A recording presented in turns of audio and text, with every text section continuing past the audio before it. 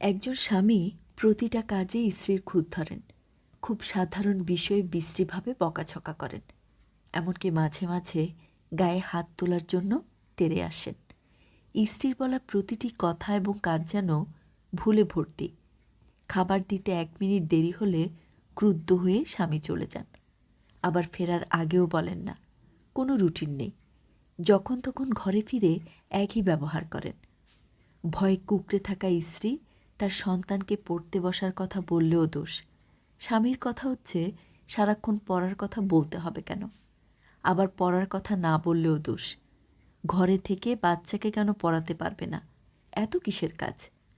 বাচ্চা দুষ্টুমি করলেও স্ত্রীর দোষ। আবার চুপচাপ থাকলেও দোষ। শাসন করলেও দোষ। তবে স্বামী সব কিছু করতে পারবেন। স্ত্রী সন্তানদের প্রতি সম্পূর্ণ অধিকার দেখিয়ে মারতেও পারবেন। আর স্ত্রী মানেই দোষে ভরপুর একটি মানুষ, যার ভুল ভ্রান্তি ছাড়া আর কিছুই নজরে পড়ে না। কথায় কথায় আবার ছেড়ে দেওয়ার হুমকি। সহ্য সীমা পার করে একদিন স্ত্রীর স্বেচ্ছায় বিচ্ছেদ চাইলেন, কিন্তু স্বামী ছাড়তে নারাজ। কপাল কুঁচকে বললেন, সন্তানদের কি হবে? এই কেমন মা, যে সন্তানদের ভবিষ্যৎ নষ্ট করতে চায়? কোমলমতি স্ত্রী এই বিষাক্ততা পুনরায় সহ্য করতে লাগলেন, কিন্তু স্বামীর পরিবর্তন হলো না। তিনি ছাড়বেনও না, ধরবেনও না, আবার ভালো ব্যবহারও করবেন না। সারাক্ষণ রাগ, ক্ষোভ, বিরক্তি এবং হিংস্র আচরণ করেও চান স্ত্রী তার সঙ্গে থাকুক। এই পৃথিবীতে এমন স্ত্রীদের অভাব নেই, যারা দিনের পর দিন একটা টক্সিক মানুষকে সহ্য করে যাচ্ছেন। তিনি জানেন মানুষটি শোধরাবে না, তবুও সন্তানের দিকে তাকিয়ে সব কিছু মেনে নেন, যেন সন্তান তার বাবাকে না হারায়। অথচ এসব বাবারা কিন্তু কখনোই সন্তানের প্রতি টান দেখান না। উল্লেখিত ঘটনার এই নারী বর্তমানে বাইপোলার ডিসঅর্ডারে আক্রান্ত, যার নিরাময় অযোগ্য। এই নারী এখন না সুখ বুঝেন আর না তো দুঃখ। হাসতে হাসতে কান্না করে ফেলেন, আবার কাঁদতে কাঁদতে হাসেন। রাত কাটে তার টক্সিক মুহূর্ত স্মরণ করে। নিজের জীবনের প্রতি এতটাই বিতৃষ্ণা, বিষাদ জমেছে যে মৃত্যুকে তার মুক্তি বলে মনে হয়। এই ধরনের রোগীরা সুযোগ পেলে পরিশেষে মৃত্যুকেই বেছে নেয়। দুঃখজনকভাবে অসুস্থ স্ত্রী এখন স্বামীর বোঝা। এখনও সে আগের মতো স্বামী তার টক্সিক আচরণ ধরে রেখেছেন, তবে স্ত্রীও আগের মতো কুঁকড়ে নেই।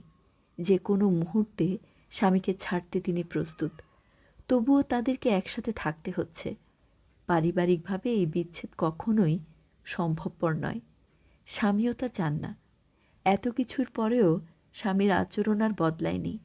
তিনি স্ত্রীকে রাখতে চান, কিন্তু ভালো ব্যবহার ও ভালোবাসা দেখাতে পারবেন না। জগতে সব কিছু দিয়ে হলেও স্ত্রীকে পাশে দেখতে চান, তবে স্ত্রীকে একটু মানসিক শান্তি দিতে পারবেন না। এমনকি এই যে তার ধরে রাখার চেষ্টা, এটাও স্ত্রীকে বুঝতে দেন না। টক্সিক পারসন বরাবরই ভয়ঙ্কর এবং বিপজ্জনক এক অভিশাপের নাম। সময় মতো তা প্রতিহত করতে না পারলে এরা একটা মানুষকে তিলে তিলে ধ্বংস করে দেয়। অন্যকে মানসিকভাবে অত্যাচার করার ক্ষেত্রে প্রয়োজনে এরা নিজের সুখ শান্তি উপড়ে ফেলতেও পিছপা হয় না। এই পৃথিবীতে যত সুন্দর কাজ আছে, তার মধ্যে সবচেয়ে সুন্দর কাজ হচ্ছে স্বামী তার স্ত্রীর সাথে সুন্দর করে সম্মান দিয়ে কথা বলছে, আর তার স্ত্রী মুগ্ধ চোখে তাকাচ্ছে। আপনি কি জানেন এই পৃথিবীতে সবচেয়ে দামি জিনিস কি? নারীর চোখে মুগ্ধতা। পুরুষরা সহজে মুগ্ধ হয়। তারা নারীকে শাড়িতে দেখলে মুগ্ধ হয়, টিপ পরা দেখলে মুগ্ধ হয়, খোপার ফুলে মুগ্ধ হয়, হাতের চুড়ি কিংবা নুপুরের শব্দে মুগ্ধ হয়, হাসিতে মুগ্ধ হয়, রূপে মুগ্ধ হয়, গুণে মুগ্ধ হয়। হয়তো নারীকে পাঠানোই হয় এইভাবে, যাতে তারা অন্যকে মুগ্ধ করতে পারে। কিন্তু নারী মুগ্ধ হয় ব্যবহারে, সুন্দর ব্যবহারে। আমাদের দেশে এখনও ভালোবাসা আর ভালো ব্যবহারের পার্থক্য জানে না অনেক পুরুষ। ভালোবাসা আর সম্মানের পার্থক্য জানে না অনেকেই।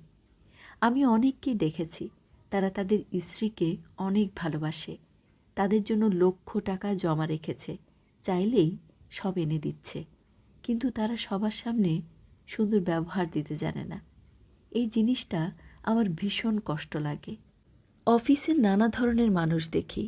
সেদিন মাথা নিচু করে কাজ করছিলাম। একটা লোক কথা বলল তার স্ত্রীর সাথে। সে যে টোনে তার স্ত্রীর সাথে কথা বলল, আমি মাথা তুলে তাকাতে বাধ্য হলাম। মনে হলো সে কোনো সম্মানী ব্যক্তির সাথে কথা বলছে। এমন না যে তাদের নতুন বিয়ে। তাদের 2 সন্তান বসেছিল।